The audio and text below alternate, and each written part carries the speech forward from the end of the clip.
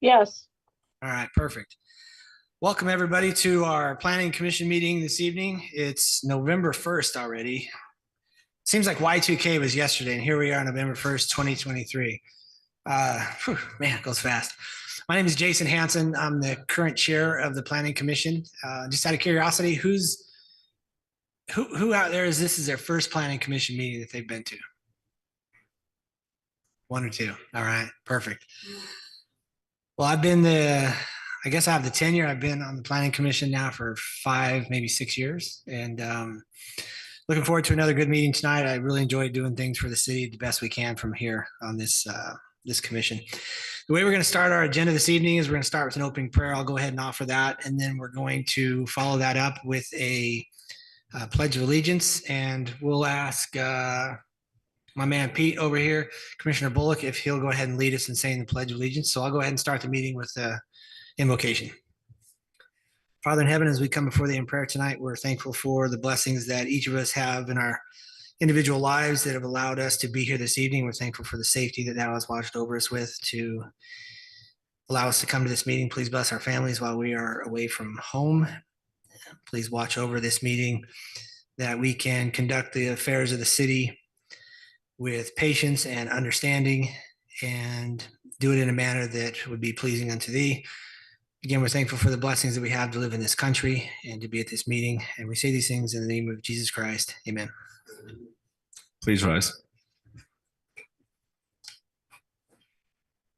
Allegiance to the flag of the United States of America and to the republic for which it stands, one nation, under God, indivisible, with liberty and justice for all.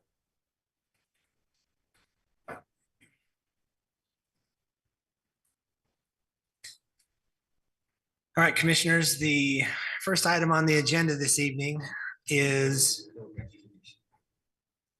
think so. We'll come up to it here in a sec, is an approval of the agenda this evening. You've had a chance to look at that. Is there anything that needs to be noted or changed? Or I'll look for a motion to approve the agenda as is. This is Commissioner Bullock. I make a motion to approve the agenda as outlined. This Shill, I second. Have we got a first and a second? All in favor? Aye. All right, the agenda is set as is. Second, I've got the approval of the minutes here. I was not able to attend the last meeting, so I'll abstain from the vote.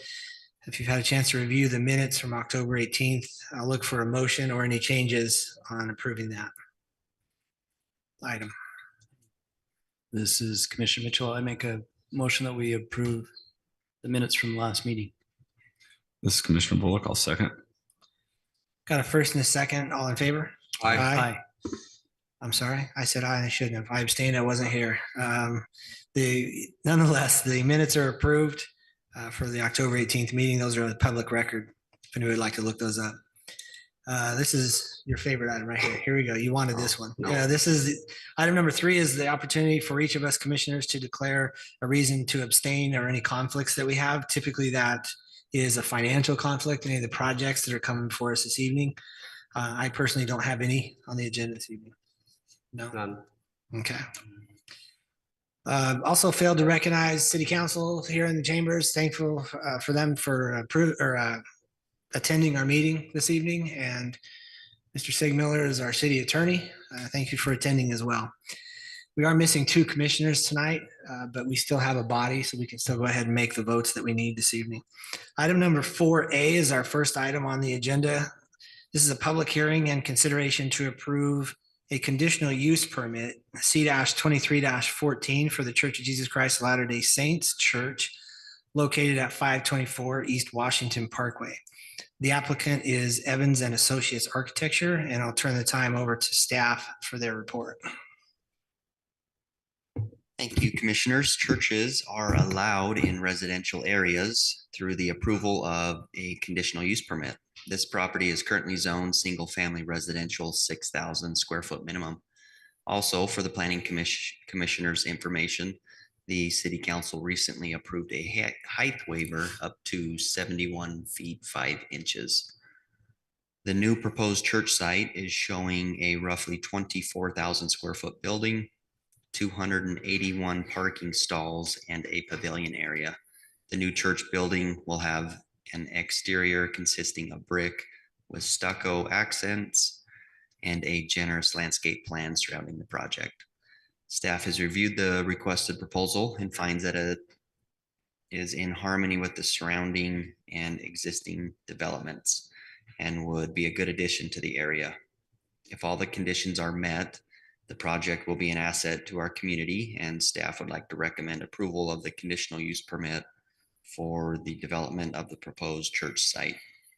Staff recommends that the Planning Commission approves C-23-14, allowing for a new LDS church to be located at 524 East Washington Parkway, and that's based on the findings and conditions as stated in your report. And I'm happy to answer any questions you may have at this time. Thanks, Eldon. Commissioners, I'll open the floor for any questions that you have. Are they required to meet the landscape ordinance that for the city with the new stricter landscape maintenance? They are, all new development is required to meet that. Okay. Eldon, the only question I have, I've asked it before.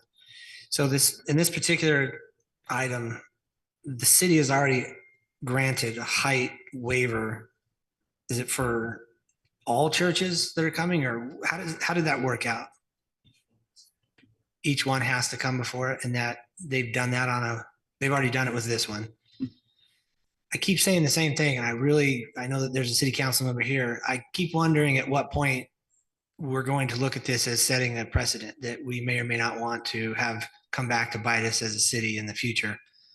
This seems to be a church that most people here in the area seem to be familiar with or a congregation of, but at some point I'm hesitant when there's something that maybe isn't wanted by the public. I mean, this is double the height of the church, and I'm wondering why or at what point somebody's going to maybe push back and say, hey, maybe we need to redesign the churches. And I'm all for that, and I'm just going to keep saying it because I feel like it's just setting a bad precedent in the city. And I understand it seems harmless now, but every time I see it, it just kind of bothers me a little bit more. Well, bad precedent in what way? I'm not following you. I'm not. So if somebody wanted to bring anything that was 71 feet, 5 inches and put it on a church that maybe was a church of I don't know, pick a church that was different than what we're used to seeing here because the number of LDS churches we have, I don't know how you say no to that. I don't know how you question or push back on that when we're not pushing back on more than double the height of a building on the churches that come through. Well, Thad can back me up here, Council Signaler, but the federal government passed for a lot of churches. You really can't. You just have to go through a process. We passed, even though they never ended up building it. It was a different congregation that owned the church down on Buena Vista, came in and got clearance for I think it was a 90-foot cross. City had said, we pass steeples for LDS churches. So, and that law abides for religious things is that. So that got passed. It never did get built, but it was passed. So this city, since I've been here for the 18 years, has never had any issues, and it doesn't matter what church it is that comes in. We've passed them for probably 5 different religious congregations, different, denominations. So the one that came through before that would have been the only example to this point did pass for a different congregation, different type of height thing. Yep. The But again, there's federal law. Go ahead. The chairman has I think a fair point, which is if the city adopts the code on heights and then makes exceptions to it, and then at some point in the future declines a request, and that request says, look, my request was only declined because it wasn't, the correct type of request that the city likes. I think your point is fair. There is a risk if a city makes exceptions to its laws. And it does that repeatedly, and it happens over time. We're less likely to prevail on an appeal of somebody that gets declined, especially if they can characterize the denial as being of content more than it is, a height question. Yeah. Well, all I can do is keep making my concern. I just keep thinking of something coming that the community hates or whatever it might be that's not as in favor as what we have seen to this type of structure in the past, but yet the precedent was set and it's there. And it's like, well, sorry, that's just what it's going to be. If that was a big, I mean, I don't know. I think my point's understood what my concern is. Will it happen? I have no idea. But it seems to be setting the precedence too.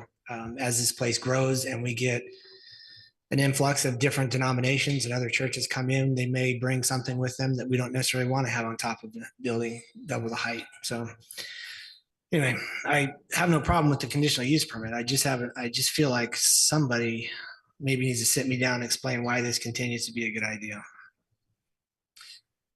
Commissioners, anything else before I open this up to a public hearing? I'm going to open this up to a public hearing. This is the public hearing portion of this particular item. And the public hearing, what it's designed for is anybody in the chamber that would like to speak to this item. It allows you to come forward and say what you'd like to about this particular item and get your comments or concerns on the record. The comments are all sent to City Council and staff to read and review prior to making the final decision at the City Council level. So if you have anything you'd like to say about this particular item, please come forward and state your name for the record so Melody can hear it in the other room. And I'll open the floor at this time if anybody would like to speak to this item. Okay, it doesn't look like at this time. Oh, yeah. This is church only, just that particular item. Is that right? This is a conditional use, so it won't go to City Council? This will not go to Okay. City Council. No, it's not Just for commercial. education, the people here in the audience, there are some things that we see as a planning commission. In this case, this is a conditional use permit where it doesn't go to City Council, so it's decided here at this level. And so, by the way, I'm going to close the public hearing at this time. It doesn't look like anybody wanted to speak to that item. So this item won't actually go to City Council with a recommendation from us. It will be decided this evening with regards to, yes, we'll grant a conditional use permit, or no, we will not. So commissioners, any other questions or reason for discussion on this item? And if not, I'll look for a motion one way or the other.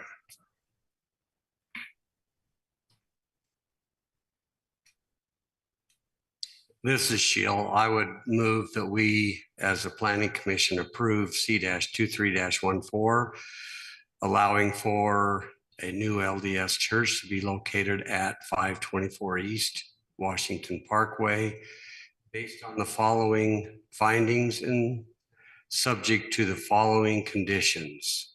Four findings and I think 10 conditions.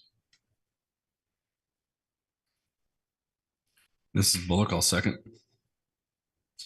I've got a motion by Commissioner Shield. I've got a second by Commissioner Bullock. All in favor? I'm sorry, individual voting, Commissioner Mitchell, Aye. Commissioner Shield, Aye. Commissioner Bullock. Aye. I'm Commissioner Hanson. I'm an aye as well.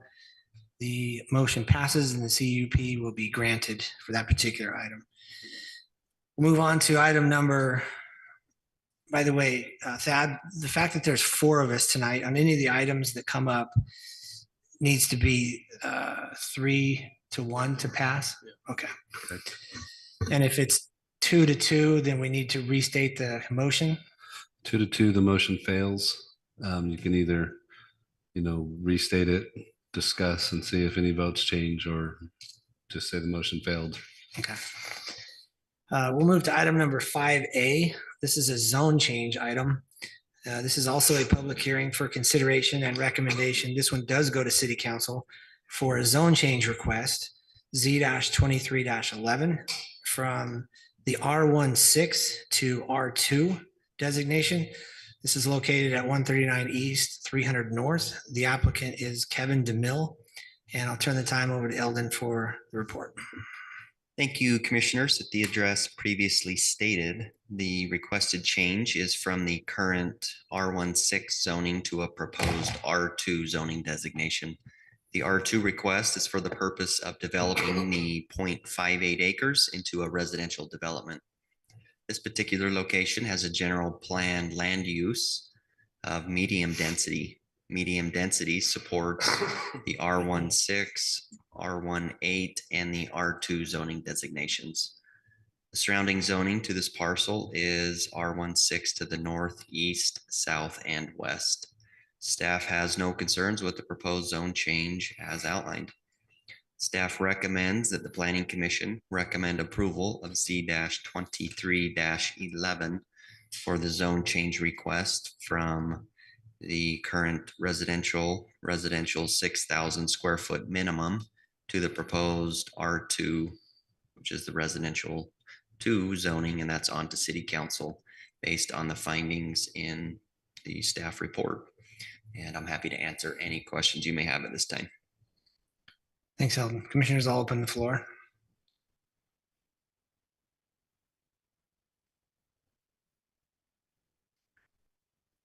So Eldon, this is Commissioner Bullock, the R2 zoning allows for duplexes, correct? But how many does it allow for on that size of lot? So each unit needs a 6,000 square foot of land. So this would be able to bring 4 units. So, I mean, it'd be the same as splitting it into 4 separate lots, basically, 4 6,000 square foot lots. Wow, that brings up another access. Right, but I mean, basically, that's the way it works out. So, I mean, you can put 4 on there because there's 6,000 square feet for all 4, or 24,000 square feet, or whatever it is. Yeah. I'm going to jump in. That they would have to split the lot, though. They Right. can't just No, throw, because they have the acreage, they still have to do a lot split. Because you're only in the R2, the 2 stands for 2 residences on 1 lot. So they would So only get, if I had even an acre and I had an R2 on it, I can only put two residents on that 1 acre if it's an individual lot. so this individual lot then would only allow for 1 duplex. Yeah, or 2 home. It doesn't have to be even a duplex. You can have them. It just says in an R2, you can have 2 residences on 1 lot is how it's stated. So what's considered a resident? Is 1 duplex considered 1 residence, or is it No, considered 2? it's a dwelling unit is a residence is what we look at. So a duplex would be 2, or they could do two homes separated. Okay, so they're only going to get 2 dwelling units on this acreage because the R2, Well, correct? right now, if they go in, if they're asking for an R2 zone, Right. they which would- have, and you have to have a minimum of 12,000 square feet to get it. They have over that. Right. They have 49, was it, or something? It's 49,000. So they can make, not 49, it's 24. Yeah, I think it's 0.58. So it's 24,000. So they just have to have a minimum of 12,000 square foot. They could split it. And then there could be 2 homes on each one of those. But they'd have, if they want to do that, they'd have to come in and do Create a a minor, flag lot. they'd do a minor subdivision basically and create the 2 lots right here. So right now, we're just approving for the Yeah. R2 zoning. So if they wanted to, they could come in and split the lots, but right Yeah. now they're not able to do that. And we can allow them to split it, but it has to be a minimum of 12,000 square feet each one. Right. Okay. That's, I mean, it was that, I don't know if it cleared it up for anybody else out there, but it did me. Just to clarify, so with R2, they can't build 2 duplexes. That would be Well, 4. they could, no, they could that'd be not. 4 Okay, units. So 2. On okay, I one just wanted to lot, they clarify. could not. 2 lots, each one of them 12,000 or greater. Well, let's clarify that then for me. I thought it could be 2 duplexes. So if it can't be, this opens the door for them to do what? 2 individual houses, a One house, duplex. or 1 duplex. What else? What are the options? There's probably only 5 or 6, right? Well, I would say it's either separated or it's attached. So but they're just allowed 2. 2. But again, I don't want anybody to be misled. The lot's big enough to be split into 2 R2 zoning lots. Through another meeting like this. Well, all they would have to do for a 2-lot subdivision is get your conceptual design Mhm. approval. That's it. It's pretty much a staff, if they meet all the standards, so worst case scenario, I can probably tell you this lot, if I own it, I'll be splitting it in half. would be what anybody would end up having it could. With the current zoning of R1-6? They could make four, yeah, they could try to make four lots, but the issue is our minimum lot width is this lot, I don't think they have the lineal feet to make it, because you have to have, what is it, 66 feet? So that would mean that you need, and then plus the way to get back to it. So which is a minimum of 26, you need, I think we figured it's 66 times 2 plus 26. And they don't have that width to make it they'd have to get special approval that the council could say, you know what, we're going to let those lots be smaller on the front. I mean, not smaller, but more narrow, but that'd be the only way. And I don't encourage people to go do that, because I'd rather we have our standards set in the zoning on width. So that's probably, the solution for that would be the R2 zoning. And again, that zone was kind of created for the downtown area. I'm just going to let you know what years even before I got here, the old downtown, the R2 zone was specifically thought of, like I say, in the early 2000s to turn lots downtown into, 2 residences on one lot, but you have to go through the zoning process to do it. So Eldon, it doesn't mean you have to give everybody it, but that's what it was intended to do. So Eldon, have you guys seen plans past the zone change of what they would like to do there? Conceptual designs, nothing's been approved, but as Drew mentioned, You guys probably- have seen it on probably this going to lot. be seeing a lot split here would be my guess. Or is it in this meeting? Can I ask is it two duplexes? Is it 2 houses? What are we looking at here? Yeah, exactly. 2 Two duplexes? duplexes bringing Okay. 4 units. One on each lot. So if that's the case, when we discuss whether or not to change the zoning on this, if it goes as they recommend to city council and city council sees it and approves it, it sounds like it's a staff thing that they could then split that lot and go from there. It doesn't need to go through this process again. Is that right? no, we would have it come to you to accept the design of it. So we can see what it looks like. Design of the buildings of the lot split would be it. That's just how the code reads. Okay. Okay, but so in essence, you're going to end up with probably a flag lot. And I'm not saying this is what you're approving or that we're approving. I'm just giving you conceptual, again, design of probably what most likely. We love flag lots, right? It seems to be. what I'd we love to see. live on That's one. what it Some is. people don't like them, but this is in essence what you might end up with. High probability. Are there other R2s that are similar to this in the vicinity? Like within, I'll find you. There are some up around and Could they leave it the way it is and just put a 4-plex there? no. Okay. While Drew's pulling that up, maybe I'll just touch on the height, the 35-foot height requirements. If it stays R16, an individual could build a single family home, 2-story. There were some comments that came in electronically that were concerned that if we approve the zone change, it's going to be an automatic 2-story. If it stays as is, it could be a 2-story as well. That 2-story does stay. So as is, it could be a 2-story right now. Correct. Okay, so the R2, you can kind of see it. There's a few of them. There's one right here.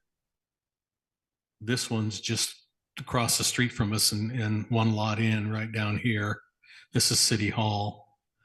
And then up at the end of the street, there's this one up here, right where all the construction's going on at the end of Main Street. I know there's another one. I'd have to go find out. I guess it didn't get put on the map. There's another one that's, I think, somewhere right in here, a lot that was created. We What's approved that? one last year. This one would be right here where my arrow is. didn't we recently see one that was up by the elementary I school? feel like it was. That's probably one that didn't make it on there. It's a minor subdivision. So it was, That's- Yeah, you did a minor one up by there. That's that 5 lot. That The one we wasn't had an up by the R2. elementary school had the hammerhead on it. So Yeah. this R2 was created, you said for downtown predominantly, and that's because the lots are bigger and they have room to add another residence? Or, I was told when I started working here, I saw this lot and I asked my boss, he goes, yeah, it was about 7 years ago. And I came in 06. It was right at the beginning, I think around the Y2K. There must be some weird thing going on about Yeah. that tonight. But it was around that time that there was a proposal that somebody wanted to do and the city council had that zone created. And it was thought to be used best down here is what they would really like to see it used. There is one other place that we did do it because but the only other place you'll know of, if you go down to where Washington Dam Road meets Washington Fields Road, you see a duplex being built right now. There's actually 3 lots that were given the R2 zone. That's because we took so much roadway to build that intersection. That's what the deal was with the family when we did it, is that we would give them those 3 lots at an R2 to help offset what the loss was. I remember that one. So, but Yeah. that's the only other place that's not downtown that the R2 is in, that we know was granted, and it was because of those circumstances.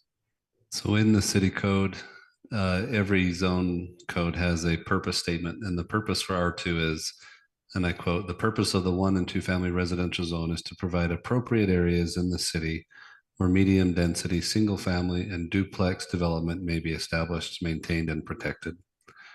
And so I only share that because there's nothing in our law that says this zone was prepared for a certain area. It can apply to anywhere in our city.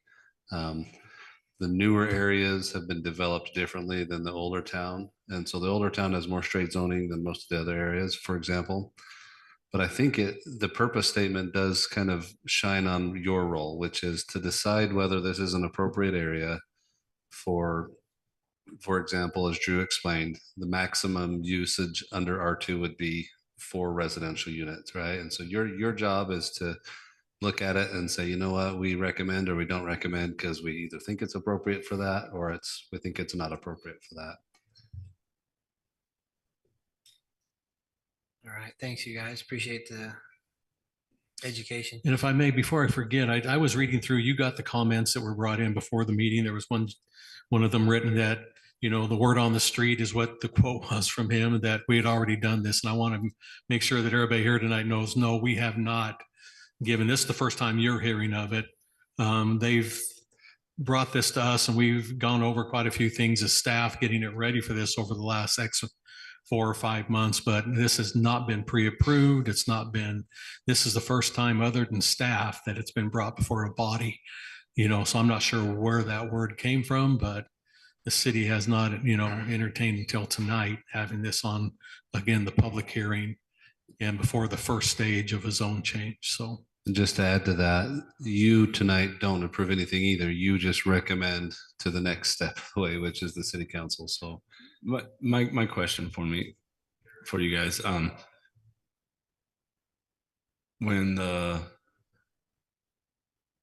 if they do build duplexes, they're still going to have the garage. They're not going to be allowed the canopy parking and stuff like that, correct? It's not going to be like the apartments behind First Stop. well, our parking just says for a residence, you have to have 1 covered minimum.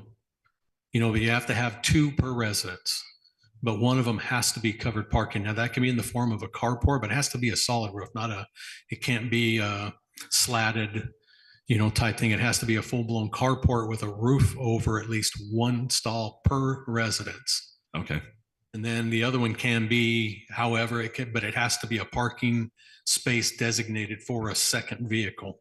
So that you could pour a pad of concrete and say, these are the parking, the second parking stalls, and they could go with 1-car garages. I mean, I'm just giving you options, but the code would require 1 covered, and then they could have 1 uncovered. One of the things that I've noticed in public hearings at the planning commission when we receive comments, I think the record was 50 plus comments we had on a particular item once. This one we had 2 that were mailed in that people probably here in the chamber or at home had a chance to email in. And a lot of times we see things in here where it's not necessarily accurate. So we're trying to address some of those things. One of the things that I think is important that I heard this evening from Eldon when he was talking is the way that things are already in this particular lot, they could build a 2-story residence in this lot as is. So there are other 2-story residences in the neighborhood, in the area, including what appears to be right next door to this. But there's some of the comments and a couple of sentences there didn't actually address what I would say would be the truth. So I just want to clear that up. I'm going to, do you guys have any other questions that you wanted to ask or discuss with staff? I'm going to open this up for the public hearing portion. I think that a lot of people, or most of the people in the chamber tonight, is probably here to hear this particular item.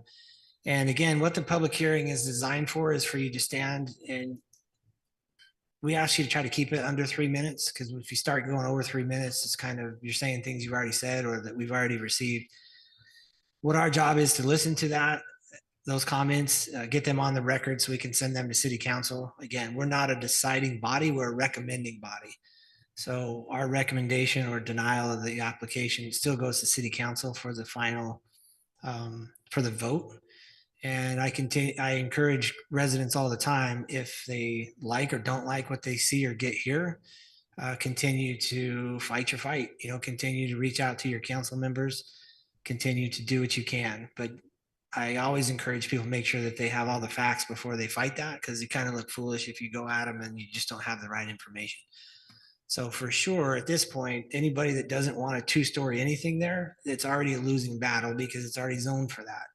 There's other ones in the neighborhood, and the last thing we're going to do is try to say this can't happen when it actually can as it is.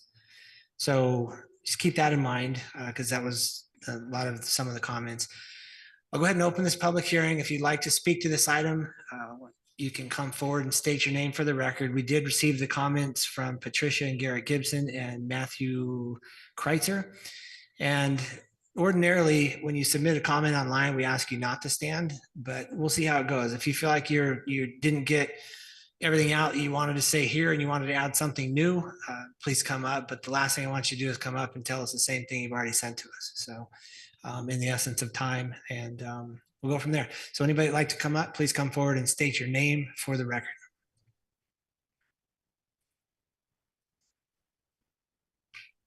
My name's Garrett Gibson. I'd like to stand and thank you guys for hearing us this evening. I've seen the pictures of the units that Mr. DeMille wants to build, and it's two-story duplexes with, they have garages, single garage. What most people in the area would like to keep that area single family dwellings. I know we can't do anything about 2-story or whatever, but that's what I've lived there for 45 years. That property borders my property, and it's my house is single story. I live up on the corner above it. Been there 45 years, like I said, but we'd really like to keep that R6 or a single family dwelling property. If see what we can do. So, Garrett, how did you see the concept of what might be built there? I saw Mr. DeMille out there one day, and I went down and talked to him. He showed me a picture of what he was going to build. Two-story duplexes. He said. We haven't seen anything, just so you know. He showed it to me. All right. So, okay. Thank you. I appreciate it. Thank you very much. Appreciate you guys. Thanks.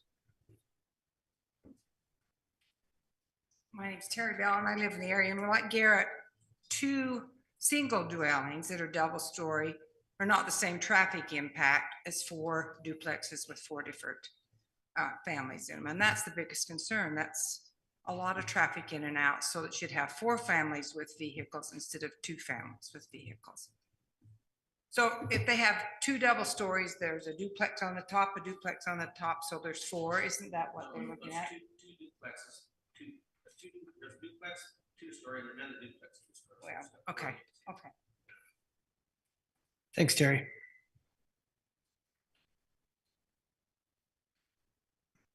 Wendell Turry. I'm associated with this in 2 different properties. One, my residence I live in. Another is a block away. That's this would have an impact if I chose to follow the lucrative aspect of it, because I have an acre of bare ground to build on. Having said that, let me indicate that I would be opposed to changing this zoning on this particular area. It's true that there is one home that's a two-story home, but there's only one resident on that lot. So maintaining that R1 zoning to me is an important part of the traffic pattern, the aspect of trying to park cars, and all we have to do is go up around and look at Icona, whatever, however you say it, up around the turn and see the traffic problems that occurs when more cars are there than there is place to park them. So maintaining the single resident is what I am favorable toward. Thank you. Is there secondary water there? I can answer that question. I've worked on this one. That portion used to be one original pasture. There was a secondary service to that. This lot, I'm aware this lot does not have a service to it. So when the lot was split, this lot was separated from the secondary service. Does it allow for large animals or no? No. No, okay. Name is John Bell. I live in the neighborhood there. My concern is the parking.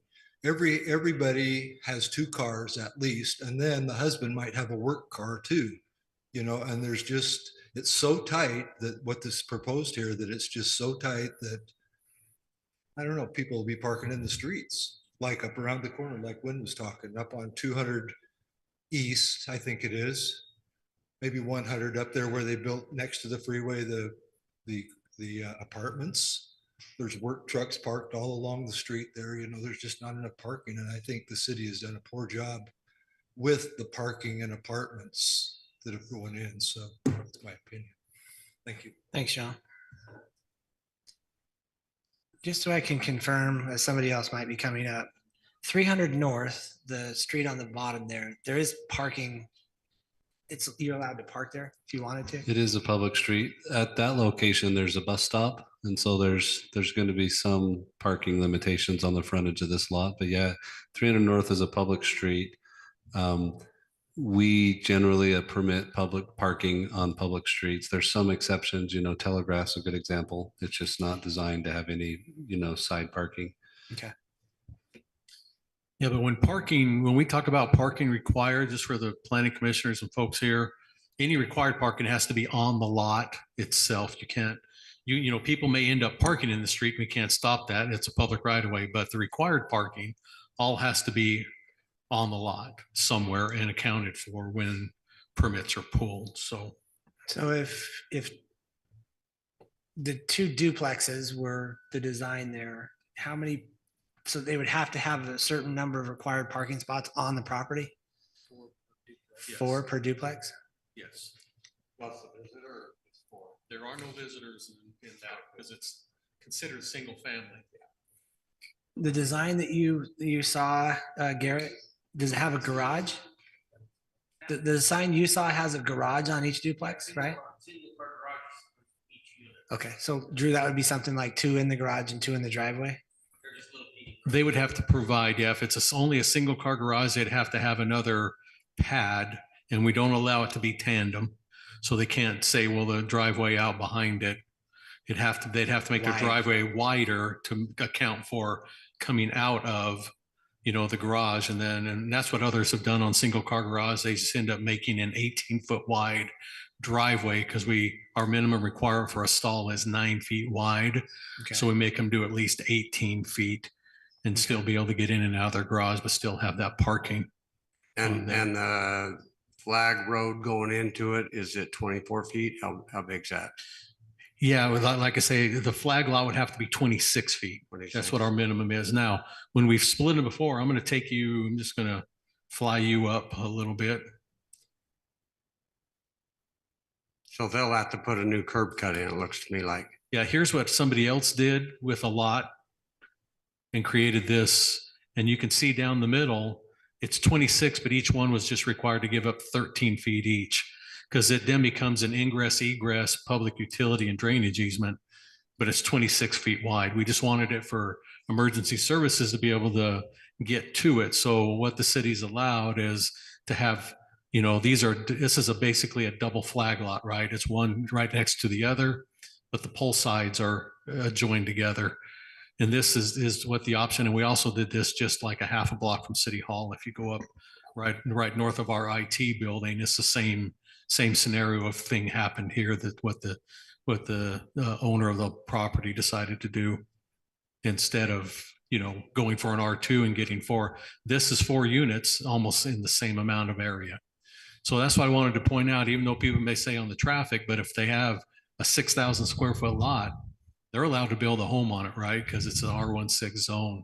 So I get why they're saying it, but in reality, if you ended up, they have the acreage to fit 4 homes, but they would just have to find a way. They might have to buy some property, to the neighbor next door or whatever. But we have 3 of these in the downtown area that have been It's built clean. like this. Nice.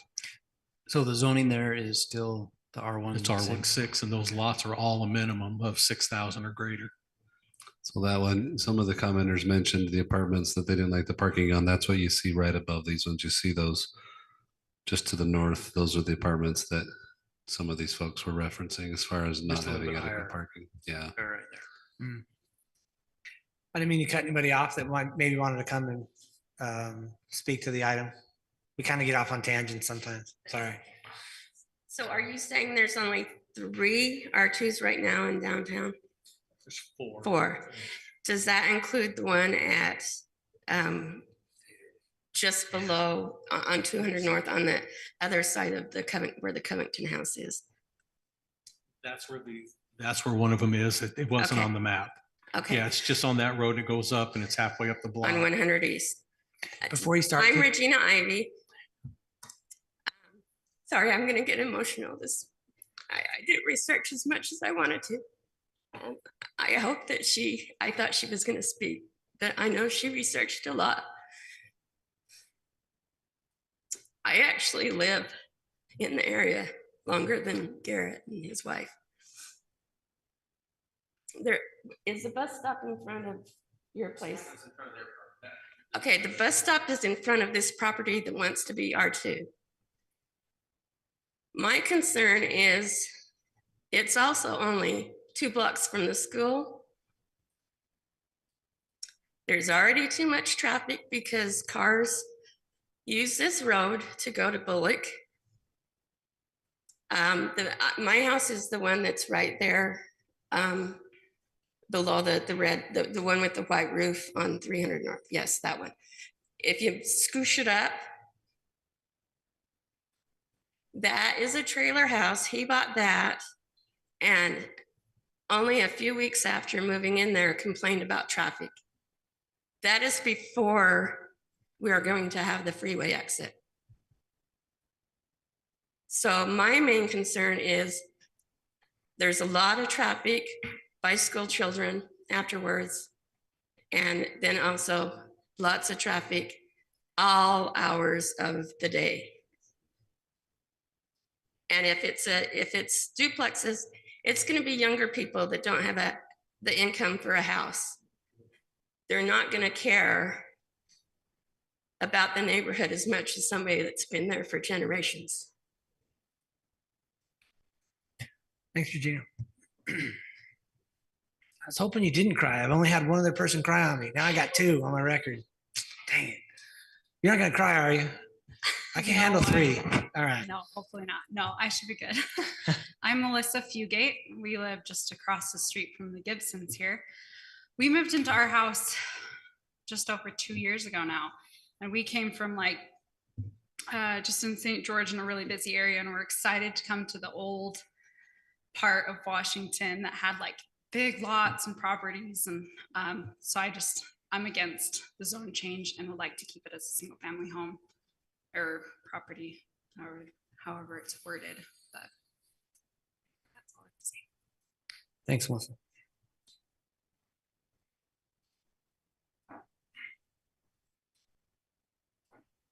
This guy ain't a cry. Look at him. He's tough as nails. My name is Chris Wilson. I live in the vicinity really close. And I'd just like to keep it zoned the way it is too. So, thank you. Thanks, Chris. Anybody else like to speak to this item?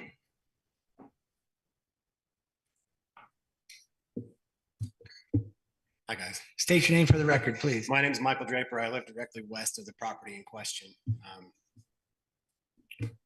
It's been a few years since I've been down in my own city offices. So will you guys remind me, you're an appointed commission, Yep. correct? Appointed by our elected officials. Appointed by the mayor. Mhm. And you act as a recommending body. Correct. Ultimately in this sort of matter to city council. What we'll do after we hear everybody's input, we'll have a chance to discuss it further, and then we'll decide and make a recommendation for approval, or we'll make a recommendation for denial, and that goes to city council and they do with it what they may. Okay, so Drew, at that point, is that the last piece of this puzzle? After that, it's just an administrative procedure No. No, no. to approval? City, After council approves the it, council either. say they you- choose to. That's right. Then it just becomes law, I guess, or they're asking to have the zoning ordinance map amended for this zone at this property. And if the council gives them that, then it's an R2 property. Okay, so acting on a positive recommendation from this. Not They could actually, they could say No, negative. I'm saying Yeah. hypothetically. Yeah, hypothetically, whatever they recommend, the council still has the opportunity to accept that, modify it, or go against it. They still have that prerogative. All right. So, We've seen both. I've seen both. I've seen things we've approved and it gets shot down, and things we shoot down and it gets approved. So yeah, it could go either way. All right, thank you. Were you running the map earlier, Drew? yeah, I've got, what do you Okay, want? well, earlier you pulled up a map and you showed a couple select locations in town that had this R2 zone. Yeah, let me. And I pan out. believe that the only two of those R2 zones that have resulted in two-story dense sort of a townhome type development are kind of northwest of this property. They're up along the frontage of the freeway, right? Are there any other places in town with this zoning that have ended up with this sort of development? No, let me just show you this R2 right here. They had a basement already under their home. Okay. They converted this into an R2, so there's a living quarters down, and then the one that's up right here. That's where the construction's all happening at the end of Main Street, right? The other one by our city offices right over here, same story. It was a home that had a full basement. They wanted to convert it into two separate residences. They got R2, but it was the basement converted. Now the third one over here, sorry, let me just kind of zoom out. I don't think it's two-story either, but they weren't limited to not. This one right here. In fact, those are two single-story.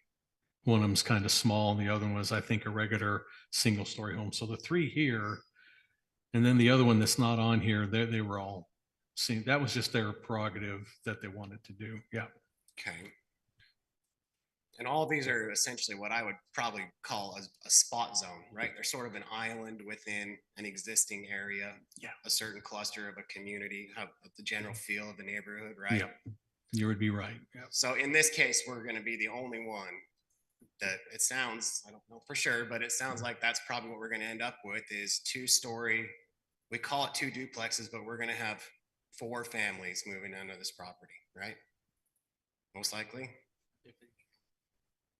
I would like to just bring that point up that typically when we talk about zones, and you guys know this better than me, we try and stay with a common theme, a grouping of a certain kind of development. And what we're doing right now is we're proposing to put an island in the middle of a bunch of single family residential homes that I feel is going to fundamentally change the nature of our neighborhood. You guys might feel differently, but You're just kind of tall, so if you can get Jack this a up. little taller and closer, that'll help with the recording. okay. Traffic's been brought up tonight. Drew, can you pull back up that map that had the overlay with the right-of-way lines? So I'm a professional land surveyor by trade, and I actually, this being my neighborhood, I kind of know the history. You know, the original town site plotted in the 1860s. 300 North is a little bit unique if you zoom in right there, you can see the right-of-way lines, and you can see where the street improvements were built by the city in relation to those right-of-way lines. Look how far into the street that curb and gutter, the utilities, drainage, all the other improvements have been built. The result of all this is that when you have cars parked on either side of this road, it's kind of tight for two cars in the middle to even pass each other. And there's a couple other spots in town where it's like that. But 300 North being so far up on the north side of town, you would think that it's not really a busy street. But as one of the other residents said earlier, if you come under the old overpass and your intention is to head east, you turn onto 300 North. So if you're coming from the north side of the freeway, you're going to the school, the library, the community center, the parks, all that. You turn and go on 300 North right there. Right, so we already have a problem, as somebody else already brought up. The minute that that interchange goes in right there, I expect 300 North to be an incredibly busy street, even more than it is now. So you have a unique street improvements, and just by virtue of it being where it is, I think we're going to create a problem, more of a problem than's already there. So.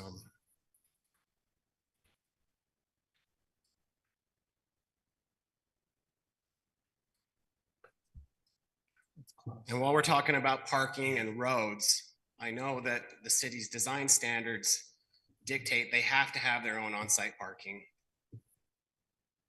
That's all fine and great, but in practice, I think we all know how that really turns out, right? It's supposed to be a single family home. How often do you get a lot of single people moving in there? Each one of them has a vehicle, you know, a family with some young kids. People end up parking out on the street. You can go look up west of Maverick up there on, what's that street up there called? Bluffview. Bluffview. On any given day driving down that road, I foresee 300 North being like that already as soon as the interchange goes in. And so I'm personally not in support of us contributing to this problem, which I feel like is what we're going to be doing here.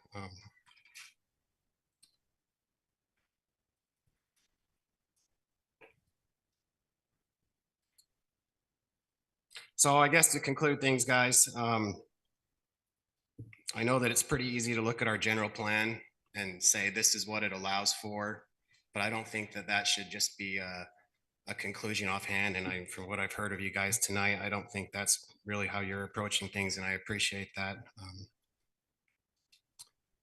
But at the end of the day, ultimately what we're talking about here is having a two-story, two duplexes next to us. And the argument was made that somebody could come in and build a two-story home. That may be true, but the question I would answer or ask you guys back is, would you feel more comfortable having one neighbor know what you look like in your underwear or four, right? It is going to change the feel of our neighborhood. And so thank you for your time. And I would like to ask that you guys consider something different than what's being asked or proposed. Thanks, Mike. Mike, what was your last name? I didn't catch it. My name's Michael Draper. Draper. All right, thanks. Anybody else? Bob, you got anything you want to say on this one? No? All right. Oh, I never let somebody come up twice, but come on up. I'll give you a couple minutes. That's a couple seconds. You can't cry the second time now. I'll try not to. All right. I forgot to say that my maiden name was Hall, and where the police station is built was my great-grandparents' home. Their daughter-in-law is the one that donated the land on Telegraph Street that then the economy, and so that never got built. That was supposed to be for single mothers trying to get an education. I don't know if that's still the case, but like others have said, this is the heart of Washington, and maybe you need to change what happened before he came back in 23 years ago.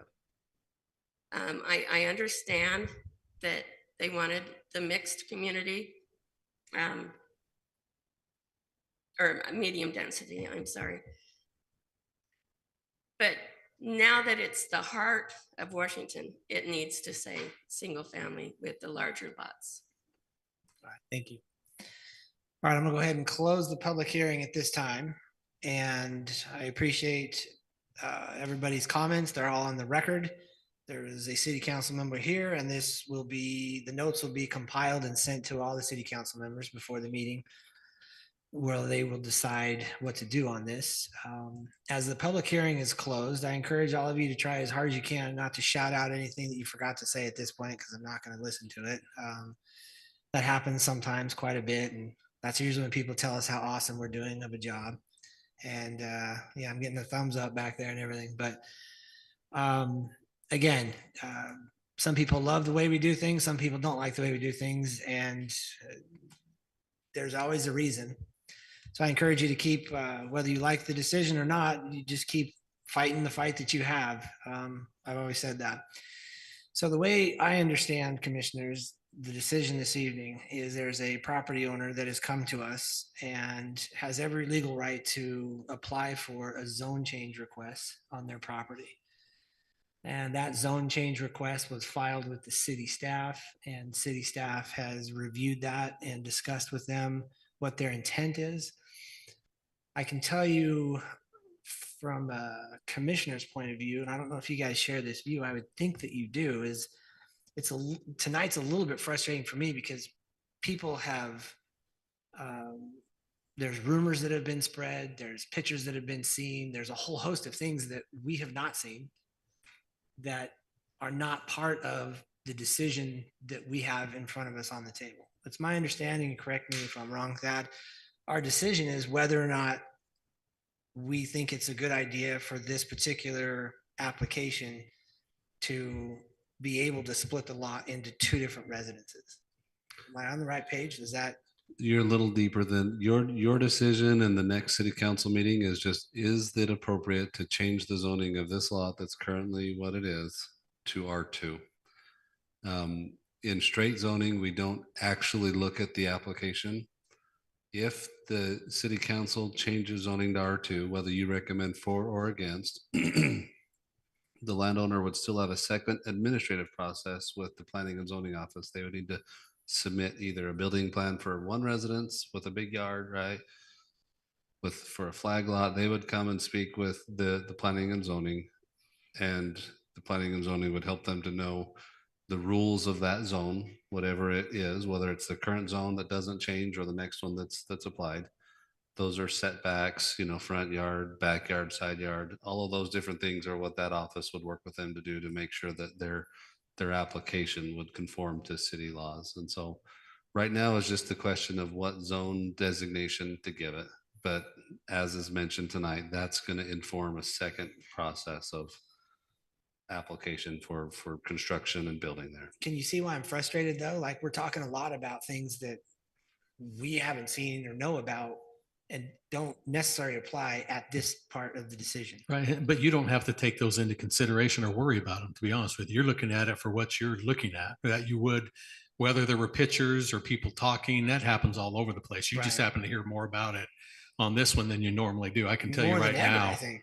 Well, I'm just telling you, after I go through all of these, and there's all kinds of talk that's always, so once that letter goes out, Yeah. that we have to send out, then all of a sudden the chatter just poof, goes up. I always recommend that every applicant go and talk to all their neighbors, to help them so that everybody knows what's coming, but it happens no matter what. So don't let that think that that's something new on this. You just happen to hear more about it than you normally would. But I was also just going to ask, because we kind of didn't, I don't know if we've invited the applicant themselves to come up. It is their application, not the neighbors or yours or mine or anybody else. Yeah. But if they wanted to have that opportunity to speak to you, I think that they should probably be asked and granted if they'd like to do that, just so we Is the can hear. applicant here? Just no go? They're All not right. here, so I didn't know, because Are they on? I guess they're not online. they might be online. Actually, there are. Melody, is there a chance that the applicant's he- online? Ellen, do we know if they're online? I don't see him in the audience and I don't think that he's online. Okay. IT says no one online. I just wanted to. Okay. So I just want to back up just a minute. that property you showed me that went in the middle of the property, they had a house. Was that the R16 zoning? Yes. That one also, So- but that one has apartments to the north. Right. The PUD, yeah. But could we do that here on this property, or is it not wide enough? Well, it's not wide enough currently. Okay, You need, X amount, because the minimum width for an R16 lot is 66 feet. okay. So So I all you need- really could do on this lot really is put 2 residents. You could split a flag lot and put 2 residences on it. Yeah, and leave it at the current zone. Correct. And actually, they could, if the fire department, I'd have to look and see what their standards are. They could actually, they could try to get 3 lots with, a flag lot with the one out on the street, then another one and another one.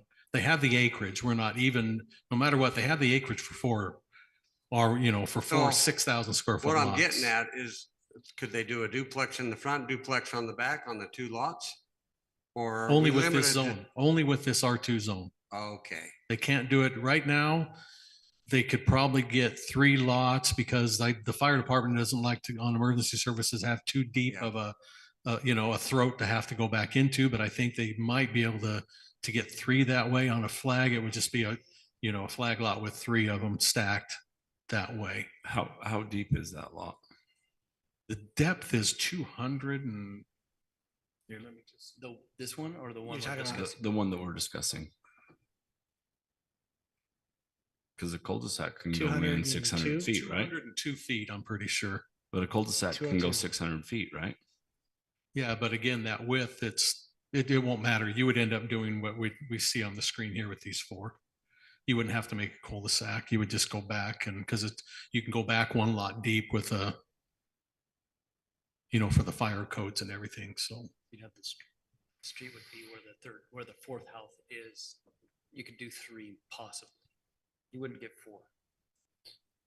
So kind of, an what I like about that 4 buildings, it's clean. Buildings take a lot of the ground. It doesn't have a lot of rubbish around there or trailers or anything parked around there.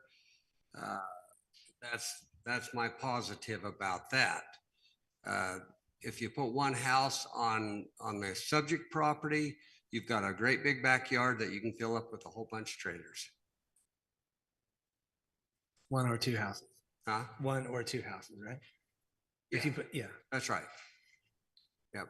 So here's the other one that's right across the street from us over here on the other side of Main Street that we ended up doing the same. But it's wider, so you can do it. Hmm? And it's all about the money. That's why he's trying to put 2 duplexes there. I guess what my point was, commissioners, is I personally don't have any issue at all with R2, but if I saw what was coming, maybe that would go, hey, maybe I do have an issue with this. It doesn't look as clean as I'd like, or whatever it might be. And that's where I'm at, is I'm kind of in my mind conflicted about what it is that we actually are doing tonight, which is just saying, is R2 okay or not? Well, But we know more than we should, I guess. I don't have the facts. They're not facts. Yeah, because it's straight zoning, so we don't have the preview to see what is coming. Right. Yeah, So, and that's, yeah, your role tonight is as land use authorities appointed by the mayor and ratified by the city council to give a technical land use review. Some of that is technical stuff that's in the presentation from staff. Some of what you're doing as land use authority, though, is trying to say, as citizens of Washington, is this an appropriate use for that spot? So you're trying to give it your view, your perspective of that use within this city. And we call that legislative authority. When it's just a question of, does this house meet setbacks? It's really just a matter of measurement, an administrative decision. Yours tonight and your recommendation tonight, and then the city council will be to exercise the legislative authority of, is this the right use? And there's not really a measurement there. It's really a question of, in light of your perspectives as citizens and as your roles in this commission, do you think it's appropriate for Washington City? I don't have any other comments, commissioners. If you do, please entertain those, or staff, or any other questions you have.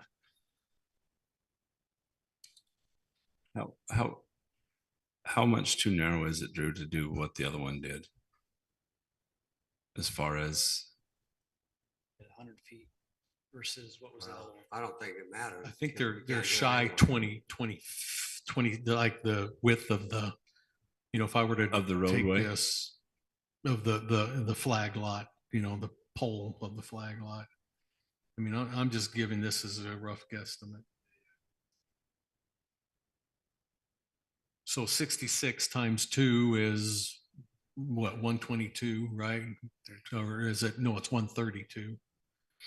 And again, I could be off plus or minus, so it's basically what they're lacking is almost the width of the pole, the 26 foot. Well, we have the exhibit. Sorry, I think the dimensions written on it on. Yeah, this plot says it's 102 feet. Plus the 22, it's 124 and a half. The back's a little block because you can see I have an offset over here. Okay, yeah, the back's. But yeah, so it's 124.32 along the front. So again, that's 66. I need 132 and the pole width. So you can see they're minus about 31, 32 feet. Now, again, if you made 3 lots, you went, one and one in the middle and one in the front with pole, they have enough to do that, but we'd have to check to see if that's kosher with what the distance on the fire would be, because you can't be so far from, when the distance back that they go is, it's either a lot or a distance. It's one of the two. So we'd have to look at that if they wanted to go that route. I did think of one question. What happens to the bus stop, if anything? Does it get relocated? Does it stay there? Have to work around it? Well, it's probably, I don't know. Do we have Public Works here? I don't think we do, but I don't know if it would fit in the PUE. There's a 10-foot public utility easement. Now, again, right now that's in our right of way, but I'm kind of glad you brought that up. Bus stops can move. It's not the easiest thing, but they can move. Whether it moves probably depends on whether there's a driveway through that curb cut there. Some of the ones you've seen have had driveways right there. But yeah, it's not easy to move, but it can move. Do they have to plan around the bus stop, or does the bus stop have to plan around the resident? Well, right now that bus stop's in our right of way. You can see those white lines you see right here. It's in our. But I was going to point out that a lot of what we're doing downtown, because we don't want that big of a right of way. Right?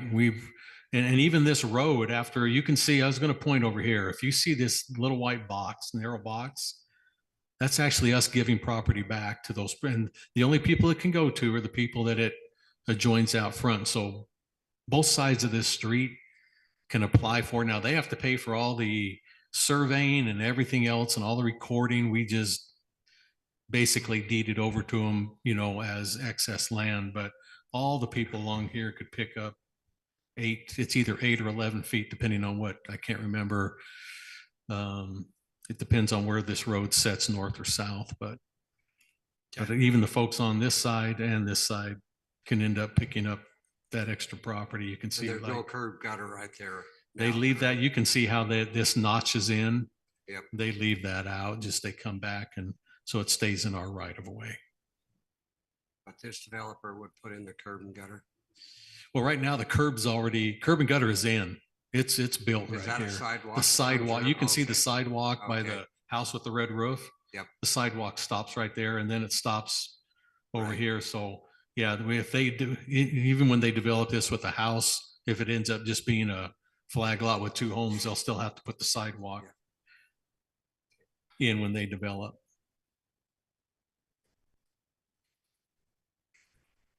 All right, commissioners, we'll need to make a motion at some point if you have no other questions or concerns. Did close the public hearing. So this is Commissioner Mitchell, and I think I was doing what Doug was doing, just trying to compare the potential of each option. Like leaving it the way it is, potentially they put 3 single family residents on the lot. change it to R2, then that allows them to multiply that by Add 2. one. Well, yeah, they're saying 2, 4, so 8 residents versus 3. No, 4. Sorry, 4. So 4 residents versus 3 is the potential. And we don't know what he's thinking. We don't know if it's gonna be a 1-bedroom, 2-bedroom, who knows? But Yeah. that's not our concern today. Yeah. That's where I get conflicted because I Yeah. heard too much. And I'm like, I don't know, do I need to pay attention to that, or is it just, it's not that? Yeah. So I think that helped clarify to get me paid the big that we're looking bucks. at right now, the way it is, they can build 3 residents. We change it to R2. They can only build 1. I thought. it was- Right now, they can only build one because it's only one lot. They'd have to But do they lot can go in. splits. Oh, come they in and can do go a in lot split like and do the lot splits. others Yes, are still in the R16, but they've came in and then they've had enough. They've had 6,000 square feet of land to be able to put that on. And I think 3, I would say is, wavy hand, that we'd have to make sure that all of the measurements Yeah. work for that. Unless he bought 25 feet from the neighbor to the east. Yeah. The most common downtown is they just do a flag lot and then there's just, they do a lot split that shows the flag lot to the back lot and then the front lot has its own driveway. But yeah, they might be able to, they might be able to sketch in a third lot in there somehow. That complicates the shared driveway situation. Usually on a flag lot, the flag just owns a driveway alongside the other one. And they just have an ownership right parallel to their neighbor. If there was a third one, there would actually need to be a shared driveway and a shared driveway agreement that we'd require to be recorded. And so 3 is possible, but not proven that it would be allowed or that it would be able to comply. Correct. Yeah. So there was something else in the vicinity that came before that we kind of, it was different, completely different if I remember right, but we kind of postponed it until the exit went in. Because it just didn't feel like there needed to be a change until the exit went in. This feels similar to me, like the whole area is so close to that. There's gonna be a lot of big changes once the interchange is completed. It changes the whole dynamics of this area. I don't know. Personally, I think I'm leaning towards leaving it. That's my opinion, just to leave it in the R16. That's my. One thing to keep in mind, I can't make a motion, so if one of you do make a motion in that regard, where you'll need to give a reason to city council also why we're going to recommend for denial if you go that route.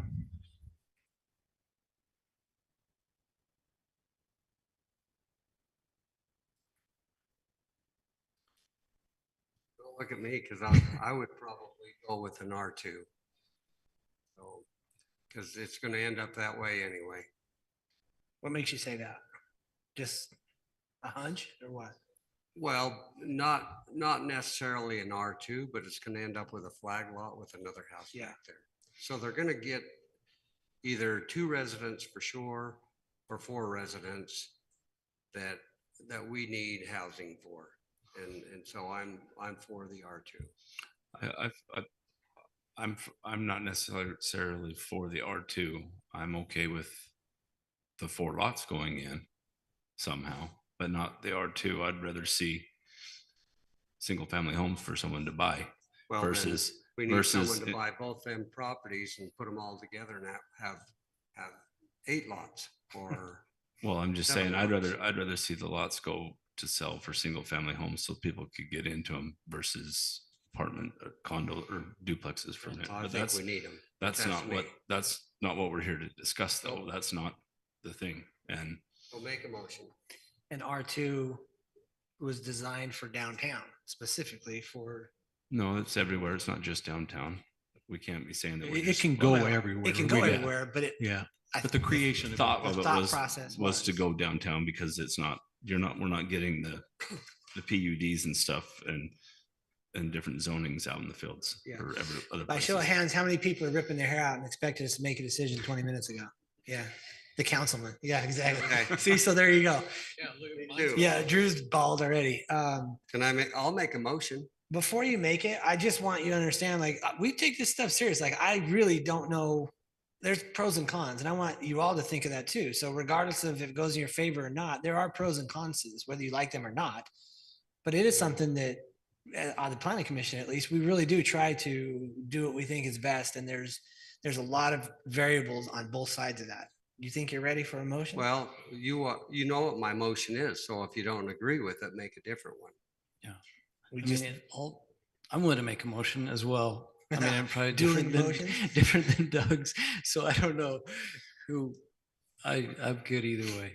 Doug, I'll let you make the motion. Well, I don't care. I don't think I have any authority to tell you that, but let's have, you're 10 years greater, not to Yeah, anything, no, that's but fine. vote how you So will. I would move that the planning commission recommend approval of Z-23-11 for the zone change request for residential 6,000 square foot minimum R-16 to the proposed residential R2 and send it to the city council based on the two findings. All right, I've got a first by Shield. Do I have a second for that motion? I don't have a second for that I'm motion. fine. So I'll open the floor for another motion. So do we retract that? Motion fails, goes away. This motion died. All right, so I'll make a motion that we deny the request for the rezone of the approx 0.5 acres located at 139 East, 300 North. The proposal to change the zoning to R2 and send it to city council. Should recommend, Yeah, just semantics. You caught it. The motion would be to recommend denial to the city council. yeah, recommend denial to city council. Did you give her a state of reason? My reason is just, I guess currently, I think there's going to be additional changes forthcoming. And so I think at this time, it's the best option to leave it the way it is. I'll second that.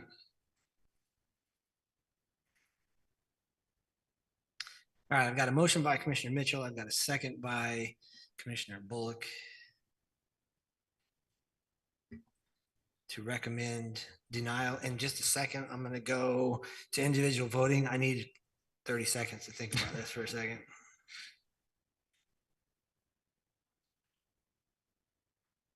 Remember, the council is not bound by whether you recommend denial or approval. What they really benefit from is what you've done for 40 minutes, right? Which is chew on it, bend it, flex it.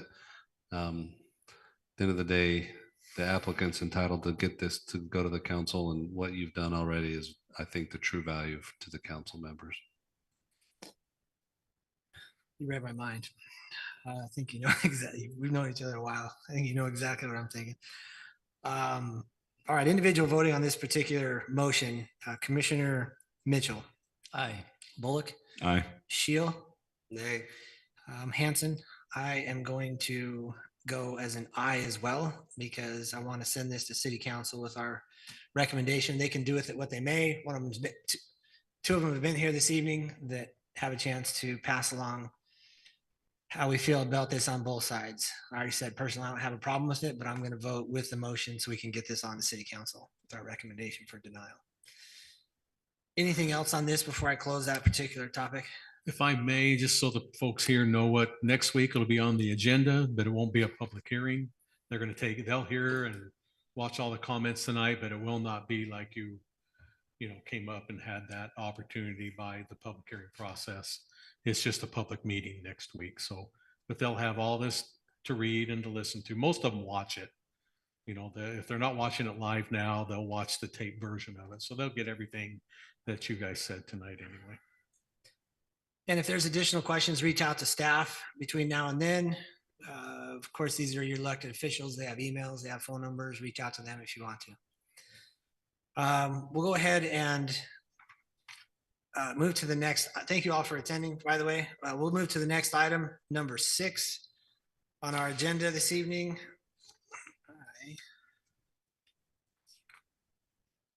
This is also a public hearing for. They can't leave, can they? Yeah, you can all leave. Thank you very much. I appreciate it. Hey, sit down. Yes, thank you all. Thank you very much. I'll give them just for a second to get to leave.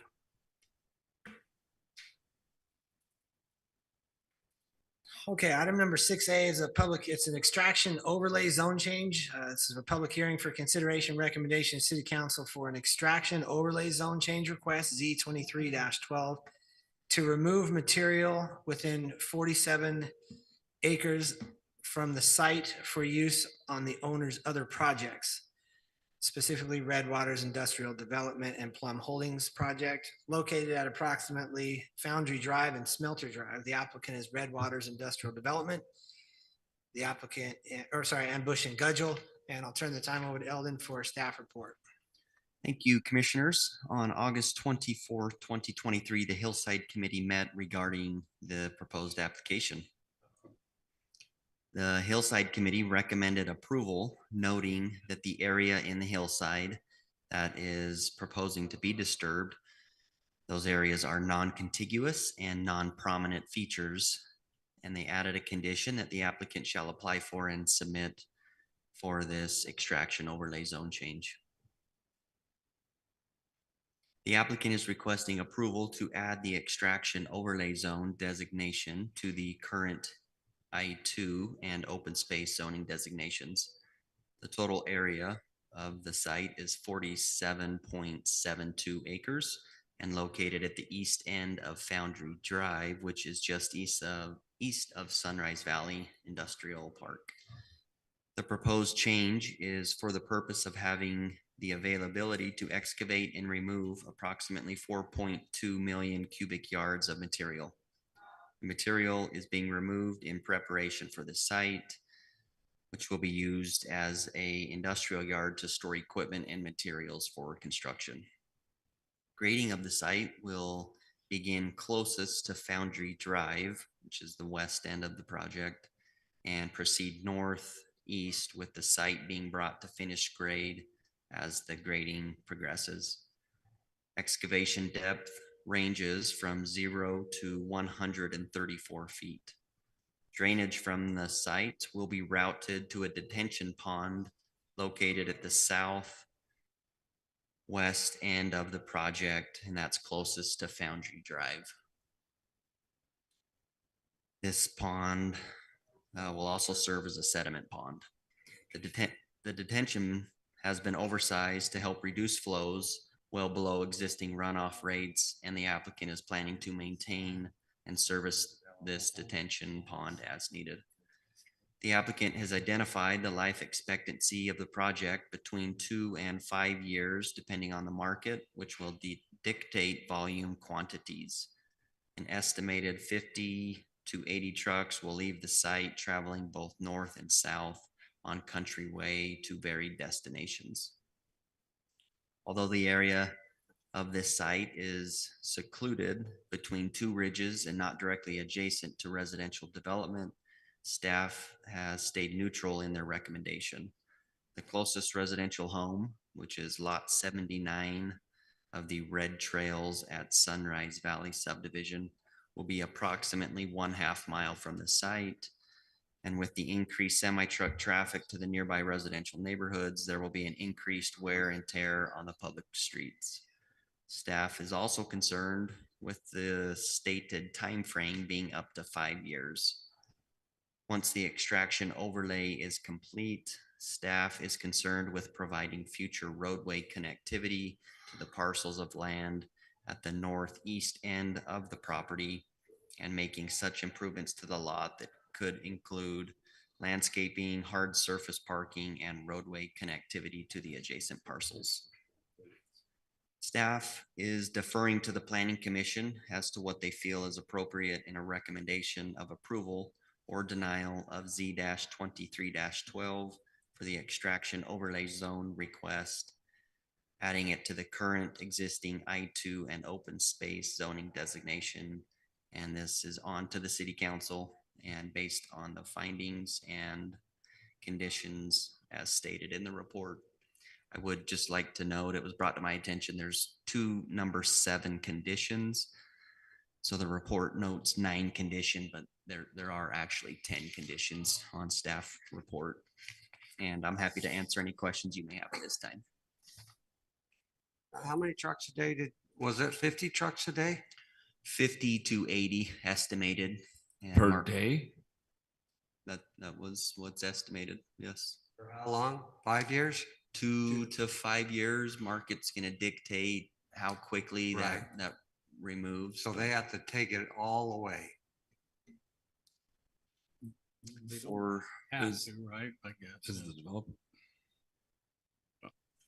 Now, I'm going to point out on the trucks, don't think that that's going to be every day for 5 years. That would probably be on a busy day, it could be up to 80 trucks, but I just can't see. Because if I'm hauling that much for 80 days for 5 years, we'd be taking Hurricane down 30 feet. This is what So- Fort Pierce looked like when they developed that.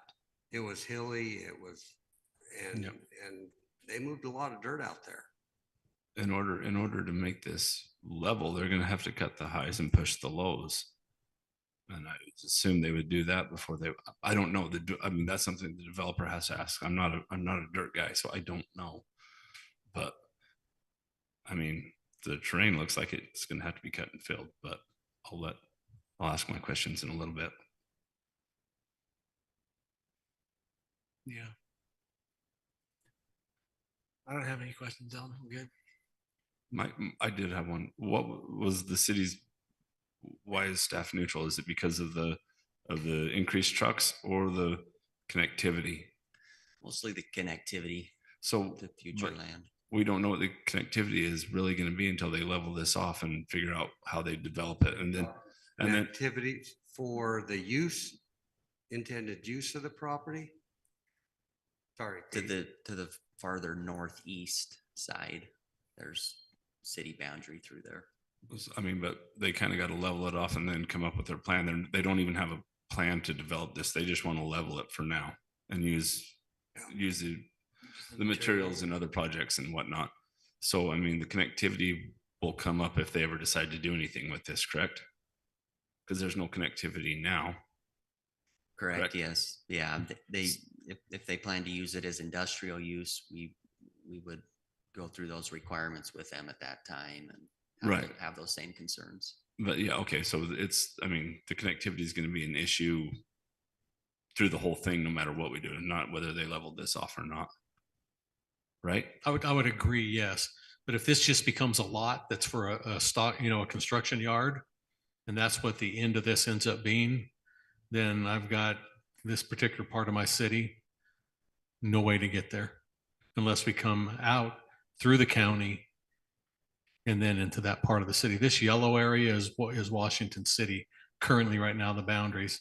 The property in question's down here where I'm circling. So that's just staff's concerns of why we just sit and say, well, we're not sure about this because okay, but we don't know. There's ways to get roads in there through the city. I mean, if it has to be, when it comes to it, it will. Correct? I mean, they can't block the city off from the other property. They'll eminent domain and take it. But that's our concern right now. If we let them go and do all this and it just becomes a great, perfect big yard for one of the biggest excavators in our area, right? Does a lot of business. It's nothing against the applicant, but that could become, the best yard because it's in many ways out of sight, out of mind. The noise, they could do a lot of work back there, et cetera, so on and so forth. But then these guys are saying, well, how can I get to my property now? Because whenever we have people develop, one of the things that we make them do is provide, or at least address connectivity for other parts of the city. Well, how do you get back to that property now? Is there currently access? Well, that's not the point. If this develops, that's what I'm saying. When people come and develop, then we make sure that's addressed. Right now, I don't, because I'm not. Right now, I have this road right now. That's why we made these guys put in whatever the name of that is it Foundry or whatever? That got stubbed up there because they were developing that subdivision. That's the best point I can give you, right? Is that road was to be put in for connectivity. And that's just one of our concerns. We're just letting you know why are we, giving it, because that's not been, nobody's brought us an answer for that. So.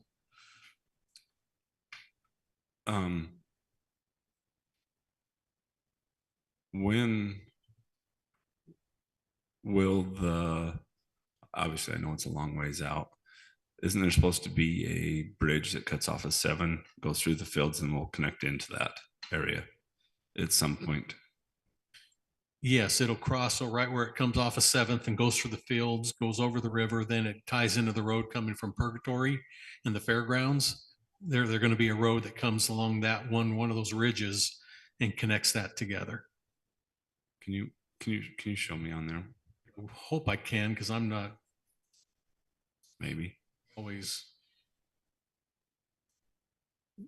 I know I can show you right here, because here's Highway 7 that gets Okay. off. Yep. And then between there. But off of 7, it should shoot. Is it going to shoot? My fingers are, slow down, Drew. But it's going to go right there through that property and over the river right there, correct? Right here, it'll Yeah. cross the river, but then I'm not sure which one of these canyons or, the areas that it goes, because If you here zoom you have out, Western Rock. there's a regional road. If you zoom out, it'll connect to the regional road. Here, I think it's in our master transportation. Yeah. There you go. Yep. And they're right there by that blue. It's right. This is them right here. Right. But again, this is a regional county, city, that's joining Hurricane, the county, and Washington City together, this yellow road. And there's 0. And then our line on city, that. and then I'll pop in so you can see. So that will be funded by the MPO and probably cities to a certain degree. Hurricane has been pressing pretty hard for it for about 2 to 3 years. So Hurricane is wishing it was underway. There's other challenges funding the county, Washington City, but yeah, so it's a needed thoroughfare between the 2 state routes. It'll accomplish something that's pretty rare for our area, which is a new route for interconnectivity between our other routes. And so it should serve to help significantly traffic, but is it funded? Is it imminent? It's not funded, but no, it gets talked about every year. Hurricane continues to lobby for it. If the legislature just allocated funds for it this year, you would see it probably begin to, get started. So it's designed and talked about to that degree. It just needs money. It's an expensive project. But I mean, so 5 years, 10 years? Yeah, I think the Yes. 5 to 10 year range is probably accurate for it. Yeah. Bob, do you know anything else on that? Bob Hermanson, great questions. So roughly, as we've coordinated with, so this property owner actually owns other property on the other side of the ridge line that we're referring to next to this yellow line that we're seeing. And so we've been asking the same questions for everybody as well, just as when is this road going to come through? And I think that that's a fair assessment, in my opinion, is the 5 to 10 years. I don't think you would see it before 5 years, in my opinion, but in that 5 to 10, it seems very probable.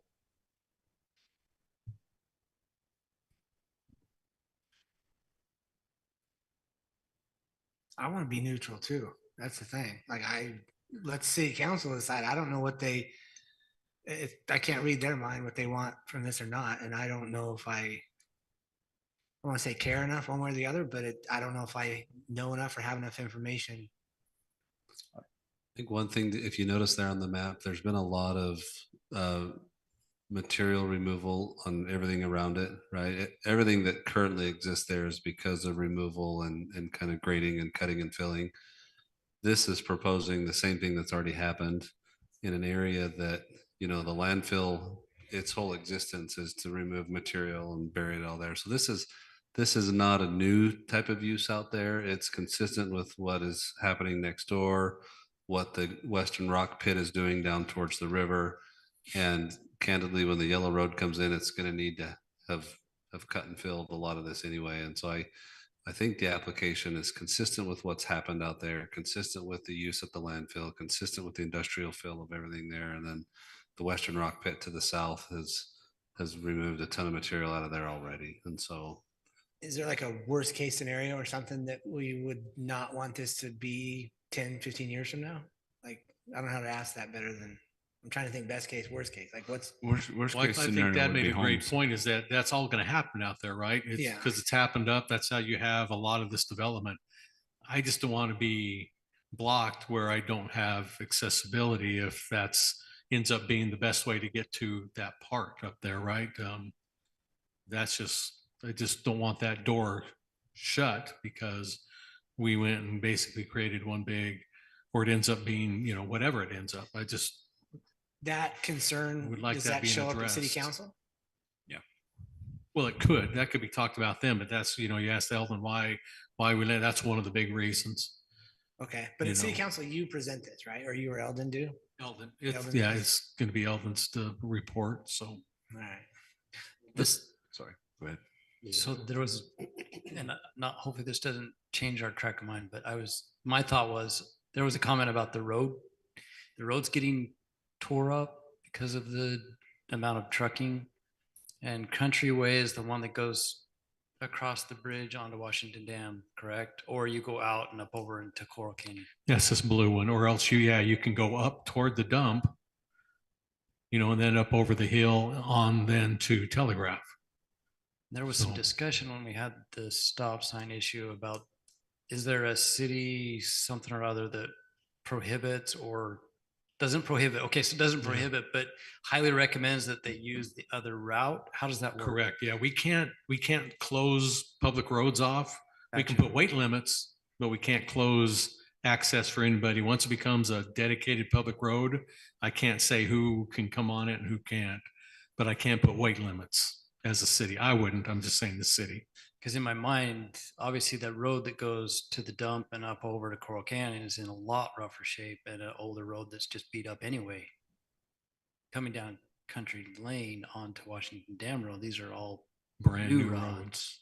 Gonna get some some major wear and tear in that 2 to 5 years. Yeah, I was gonna say, where are all the people from that development? Do they not know about Well, this? if they're I'm out in surprised they're not three, here. well, that's the thing, this one isn't a zone change, it's an overlay, so I think we only sent out for the 300 feet, right?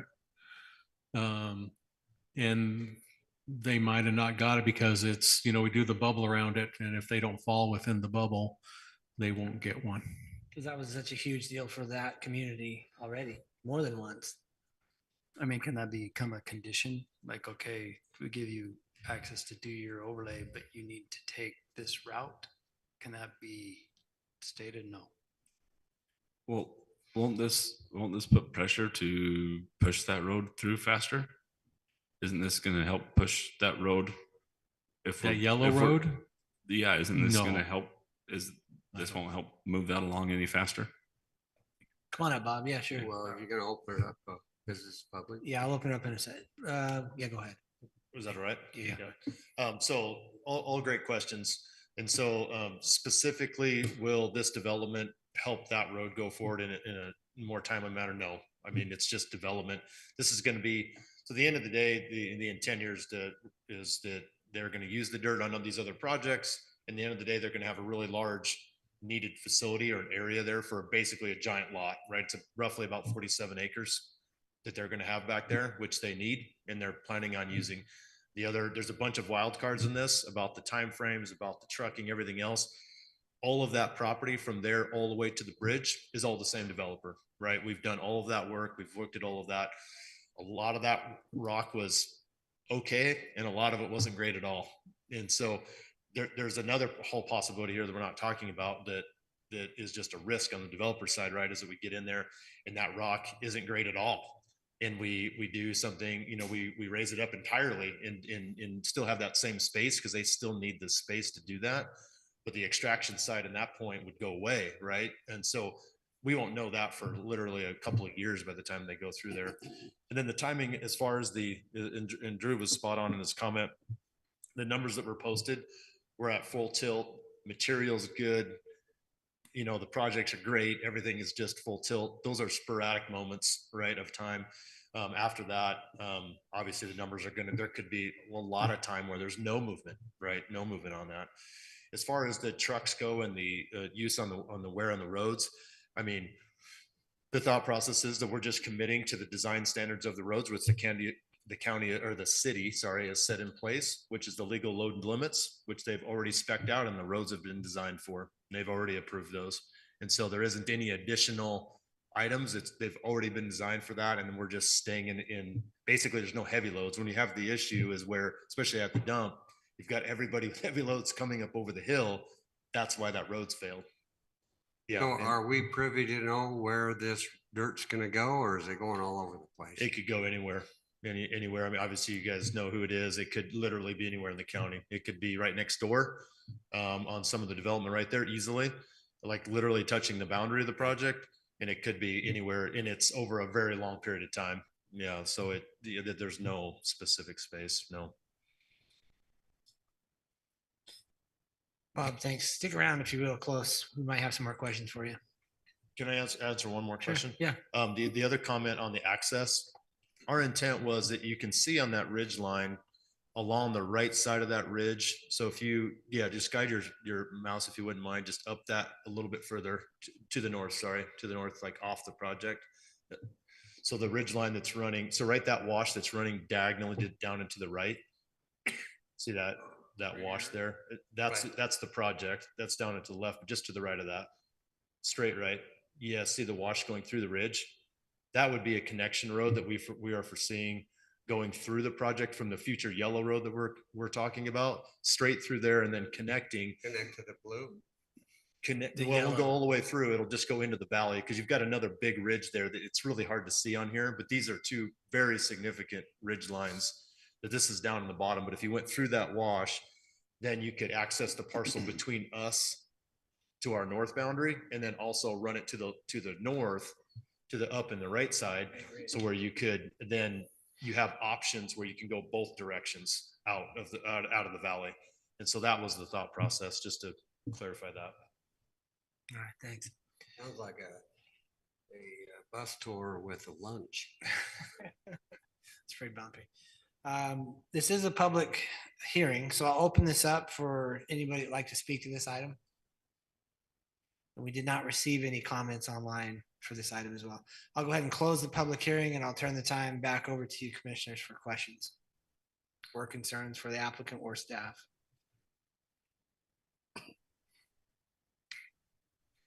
So I thought this is Commissioner Mitchell, but a thought that I had too is, maybe it's better now than later, I guess. I don't know what all is coming there, but to get rid of the mess ahead of time in some ways makes sense. If they come in and get started, get it going.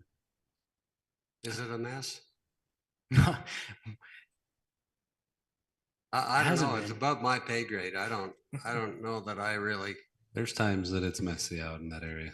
Yeah. There's enough dirt between the landfill and the development and the Western Rock pit. Western Rock and the landfill. It feels like an industrial area. It does feel like it's industrial. Yeah.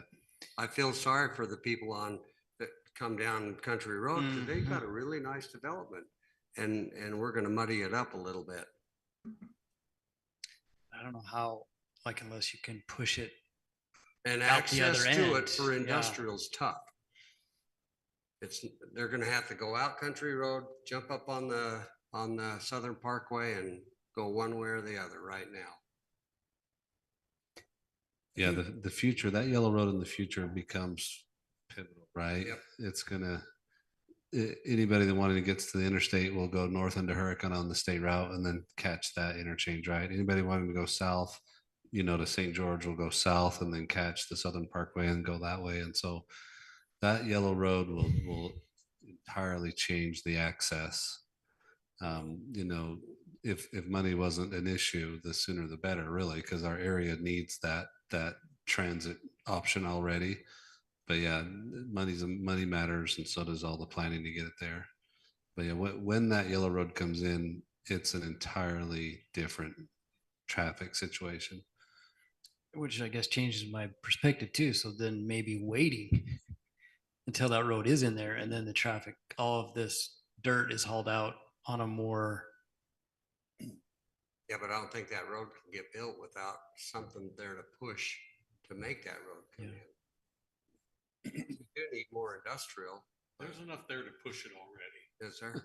Just like that. There's enough demand out there for it. It's not waiting for something like this. Don't, let that. It's already, in fact, it was supposed to have already been built, but then things happened. They had to reallocate and stuff, but, Well, there's a lot of dirt work to put that road in. yeah, they get a lot of dirt out. That might be his first contract. And we can't pretend that if we say no, there's still going to be trucks with dirt in our city coming to our projects, right? It'll just be from some other location. And like Drew said earlier, we don't regulate those trucks using public roads. They're going to drive on public roads whether we invite them or approve this or not. For me, I think Thad said something that kind of in my mind, this is consistent with what's been happening out there and it's normal course of business in a way. So for me, I don't look at a reason to stop this now because of that. So Drew, if you scroll in there on that bend on the yellow road. Sorry, back here.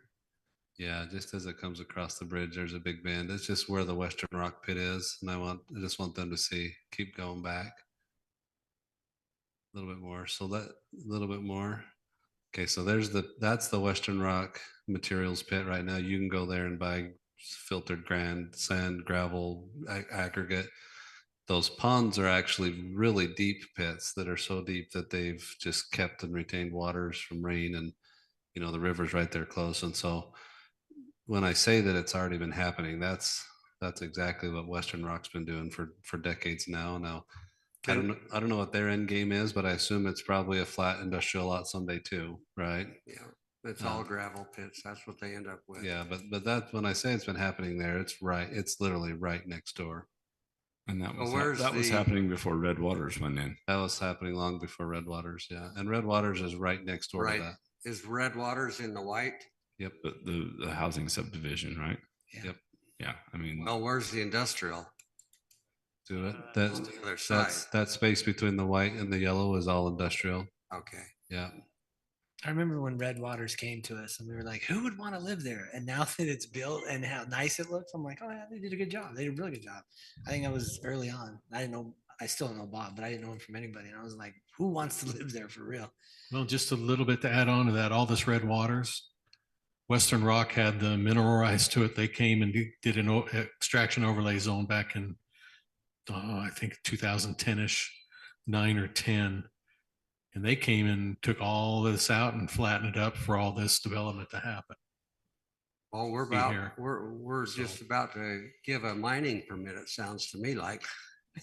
In essence, that's almost what an extraction overlay zone is that they pull that out, but because they're taking it, if they were leaving it all on site or within a close perimeter to this, we wouldn't be going through it.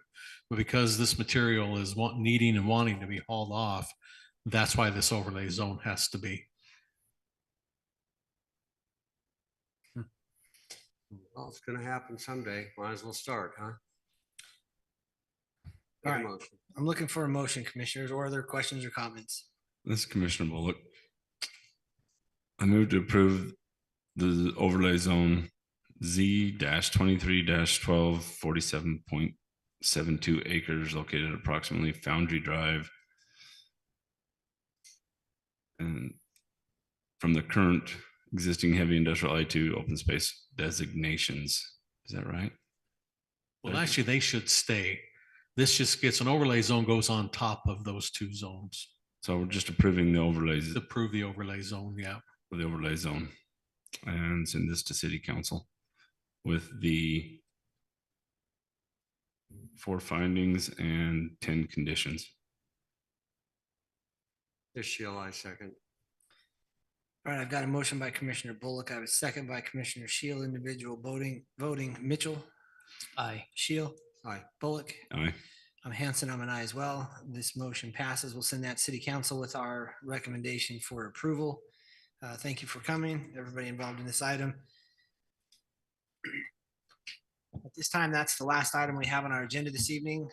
Is there anything, commissioners or staff, that needs to be brought before this body at this time? Otherwise, I'll look for a motion to adjourn. I make a motion to adjourn.